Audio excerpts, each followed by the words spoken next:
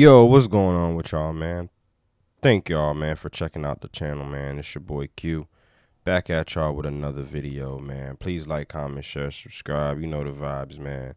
I know I ain't spoke on the birds in a minute on the channel, man. Um, there hasn't really been too much news going around about the birds, and I'm not the type of dude to just be reaching for shit just to talk about shit. So I just usually talk about things when, I see something that interests me. But there was an article that I had read on CBS Sports Philadelphia a couple of days ago. The article is titled "The Five Biggest Concerns About the Eagles Entering the 2024 Season," and Dan Graziano published this article, a respectable source.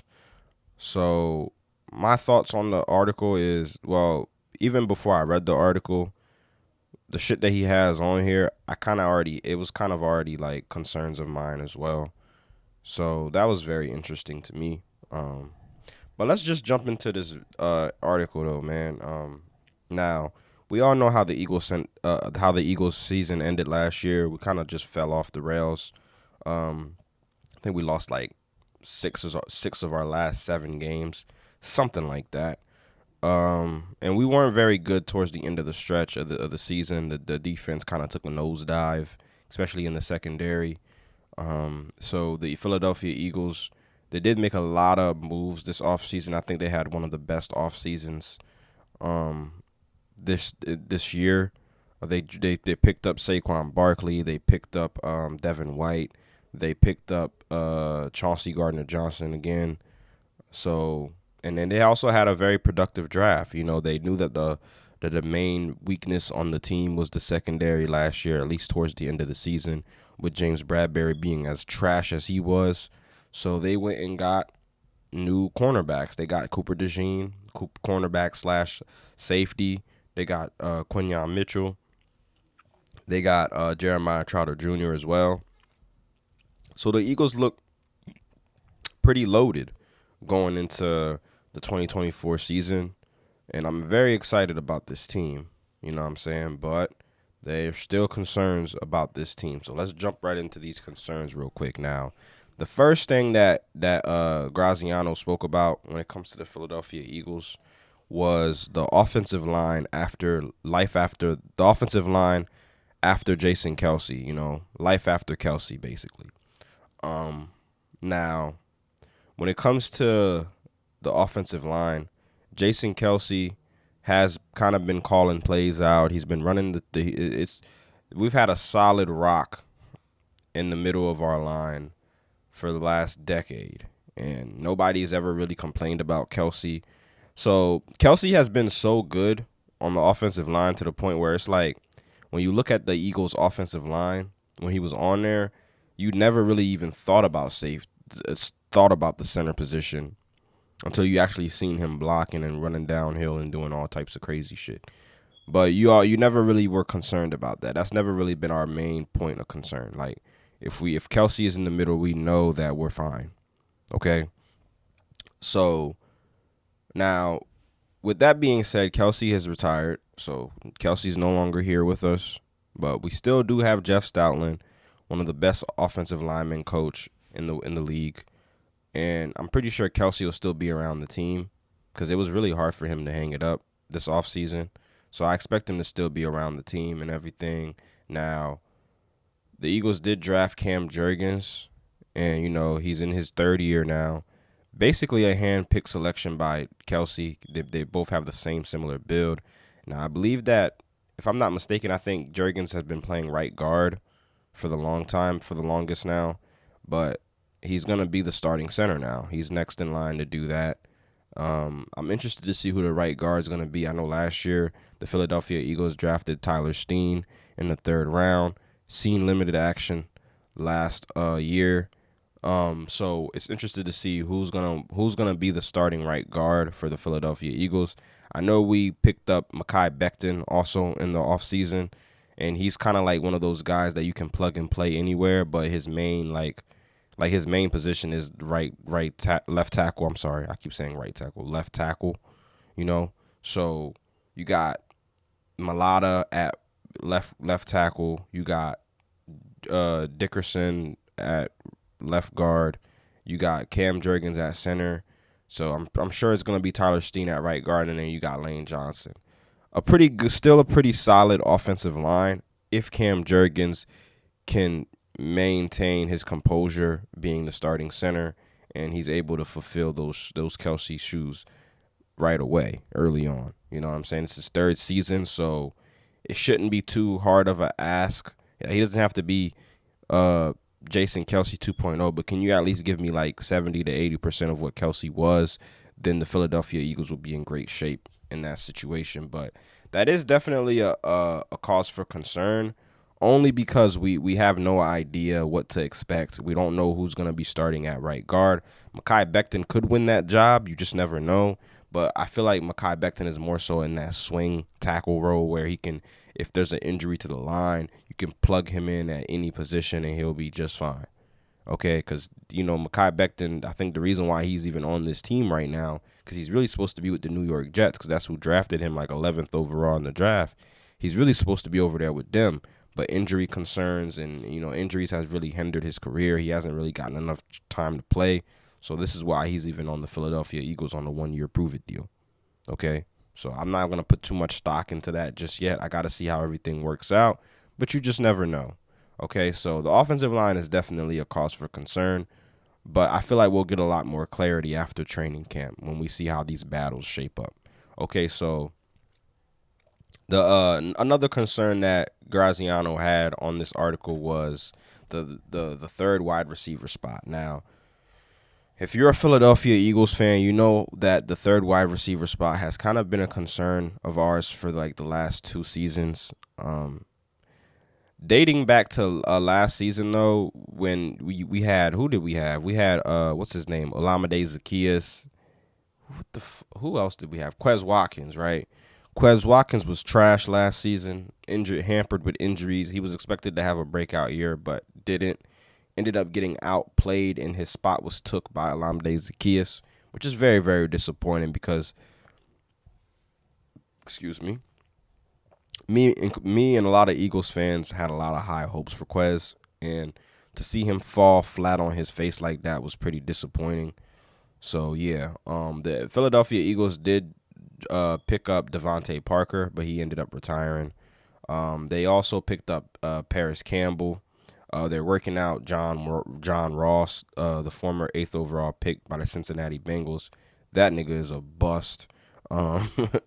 We also drafted Anaya Smith, I think in like the 4th round, I believe. And I haven't really gotten to see too much of Anaya Smith in the OTAs or any of that. I don't really know what to expect from him. I don't even know why he's here at this point in time. Like, well, maybe it'll make sense later on when he gets healthy and he's in training camp, and we'll see what he can really bring to the table. But as of right now, though, we don't really have a clear-cut wide receiver 3. I know that a lot of the players have been speaking highly on Paris Campbell.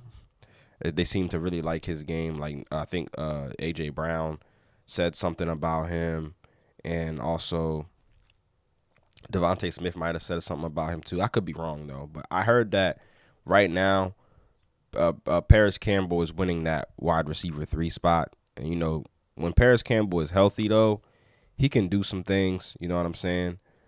But we'll just have to wait and see. You know what I mean? But oh yeah, we also did pick up Johnny Wilson as well from Florida State, the wide receiver. I seen him working out with Jalen Hurts the other day. I guess Jalen Hurts was showing him how to run a route or some shit. Jalen Hurts has really been taking that leadership role, head on, and it's good to see. But I haven't really heard too much about Johnny Wilson. So if you're not hearing about guys, 9 times out of 10 they're not doing shit, to be talked about. So I'm not putting my stock into that. We still got Joseph and the guy, but he seems more like a practice squad player. We still got Brenton Covey on here. Brenton Covey is not a wide receiver in the NFL. He's more so of a punt return specialist, and I think that's the role that he's going to keep playing. To be honest with you, I still don't really see John Ross making the roster. He just seems more like a workout guy to me. He could make the practice squad, though. You just never know. Now, another concern, moving on now, Linebackers, right? Linebackers has been an issue with the Philadelphia Eagles for like the last 5 seasons. Even when we won the Super Bowl, we still had trash ass linebackers. I still don't even remember the names of these niggas that was on the Super Bowl team at linebacker. So when it comes to the linebacker position with the Philadelphia Eagles, there's been a lack of investments made in that position, period. Now, this offseason, though, we did happen to sign Devin White to a 1-year deal worth $4 million. It could be worth up to $7.5 million with incentives and stuff. So I'm expecting Devin White to be the starter. Devin White, Nakobe Dean, and Zach Boone are probably going to be your guys for the foreseeable future when it comes to the linebacker spot. I'm not going to say for the foreseeable future because we don't really know if Devin White will be back with the team after this season, depending on how things go. But this is probably going to be your starting linebackers going into the 2024 season. I still have a lot of concerns about Nakobe Dean being able to stay healthy, man. But usually when he does play, he gives us solid play. But I just haven't seen enough of Nakobe Dean yet for me to be like, oh, he's going to be a breakout candidate. I don't know. He hasn't played ever since, he'd been on the Philadelphia Eagles. He had he played a couple games last year, but ended the year off with an injury. And we never really got to see anything from Nakobe Dean. So I would like for Nakobe Dean to be healthy this season and give us some production, man, please, because we need it. Okay, Zach Boone. I don't really know what to expect from Zach Boone, but I do know that he is a Vic Fangio guy. And so is Devin White. He fits the scheme very, very well. A guy that can cover and run downhill and tackle the ball carrier and shit. So that's a very good sight to see. It's nice to see that they're giving the defensive coordinator a lot of control over what guys he's bringing in and stuff. So that's good to see. But the linebacker position is still definitely room for concern on this Philadelphia Eagles team, especially when you look around the league and you see how this group of guys at linebacker stack up against the other linebackers in this league. It's night and day, bro. We have to do better. We need to start investing more draft picks in this linebacker position or get somebody in free agency. I mean, we did, but 1-year deal, $4 million, and it seemed to me like Tampa Bay had no problem letting Devin White walk out the door. So we're just gonna have to wait and see how this shit works out.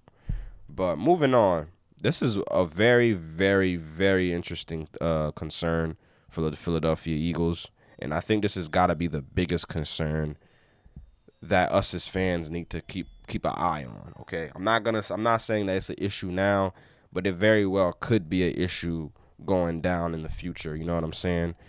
The coaching carousel on this team, man. I was watching a video the other day, and I'm guessing Jalen Hurts was in like a press conference or whatever, and they asked him how he feels about Nick Sirianni. And y'all just go ahead and check this video out. It was about, Nick being open-minded to change up the offense like he has. I mean, what does that say about him? I mean, it's a great question. I don't know that I know the answer to it. Well, what have you seen from him as far as doing that? I think he's just, he's been great, and the messages he's delivering to the team. He's trying to be very intentional in what he's saying, and yeah. Okay, so if you look at Jalen Hurts' demeanor when it comes to talking about Nick Sirianni, he's kind of had this demeanor ever since the debacle of last season, when Nick Sirianni wasn't really listening to the players, and he wasn't really, he was just losing the locker room. I'm gonna just say that Nick Sirianni lost the locker room towards the end of the year. A lot of Eagles fans wanted him fired, including myself. I thought we should have moved on. He doesn't really do much. You know what I mean? I mean, what does Nick Sirianni do on the Philadelphia Eagles? Because he's not calling plays, and we all know how that worked out when he did call plays. It was horrible. The offense looked horrible. He's not doing anything on defense. So what is Nick Sirianni here for? because Kellen Moore is running the offense. So if Jalen Hurts has a question, he's gonna go to the quarterback's coach, Doug Nussmeier, or he's gonna go ahead and go to Kellen Moore. He's gonna ask Kellen Moore what he should do. He's not gonna go ask Nick Sirianni. Nick Sirianni has no credibility. You know what I mean? I mean, the only thing that Nick Sirianni can really do is he could just go in there into the meeting room. And Kellen Moore is going to tell him what the offensive game plan is going to be. Vic Fangio is going to tell him what the defensive game plan is going to be, and he's going to go tell the team. They could do that shit if they wanted to. So I don't necessarily know why Nick Sirianni is still here, but whatever. I guess we'll make it work. But as you can tell, him and Jalen Hurts aren't on the same page, and whether we like it or not, Nick Sirianni is still going to have a say in a lot of what the Eagles do. So it'll be interesting to see how it works out. But the number one thing, one of the things that's pivotal to a team's success, especially when you're trying to win a Super Bowl or anything like that, the coach and the starting QB need to be on the same page. And from the looks of that article, from the looks of that interview, dude, it still looks like Jalen Hurts ain't really feeling Nick Sirianni really too much, all like that. So we'll just have to see how it works out, man. But, I mean, if we had a season like we had last year, I expect to see Nick Sirianni gone next year. I'm sorry. I said last year. I expect to see Nick Sirianni gone. But, yeah, that's definitely something to keep an eye on, man. Jalen Hurts, Nick Sirianni, these two still don't see eye to eye. Now, another concern, this was like the main one, the number one concern, because if you go back and you look at the Eagles season, the pass rush was non-existent when we lost our 6 out of our 7 last games. The pass rush was non-existent. Now, Fletcher Cox has retired. Hassan Reddick was traded to the Jets. And to be honest with you, looking at that Jets and Hassan Reddick situation now, I think it was the best thing to do. It was to trade Hassan Reddick. I was against it at first, but the dude already, before the trade with the Jets, he already agreed that he would show up to camp and all this extra shit with the Jets, and he's not doing none of that right now. He's holding out because he wants a new deal. And like I said before, Hassan Reddick has been a very productive player for the Philadelphia Eagles, especially these past 2 seasons, and I do believe he should have got paid by us, but that's not my decision to make. It's up to Howie, you know what I mean? But Howie also wanted to have enough money to sign Saquon, so like I said before, you have to make hard decisions in this league. So they traded Hassan Reddick to the Jets. Now Hassan Reddick's not showing up for camp, But 11 sacks last year is 11 sacks. 17 sacks the year before, that's 17 sacks. Now, it's hard to duplicate these numbers. So the Philadelphia Eagles, they signed Bryce Huff. They basically got rid of Hassan, signed Bryce Huff, and Josh Sweat is still on the deal. And you did draft Nolan Smith last draft, and you still got Brandon Graham, who's probably on his last year. Okay, Jordan Davis, Milton Williams, and you got Jalen Carter as well. So this defensive line is still looking pretty scary, but I don't know, man. I don't know. Jordan Davis still has to stay in shape. We all know what Jalen Carter brings to the table. Baby Rhino, he gonna do what he do. Milton Williams has been looking really good in the OTAs, and Josh Sweat, he had a down year last year.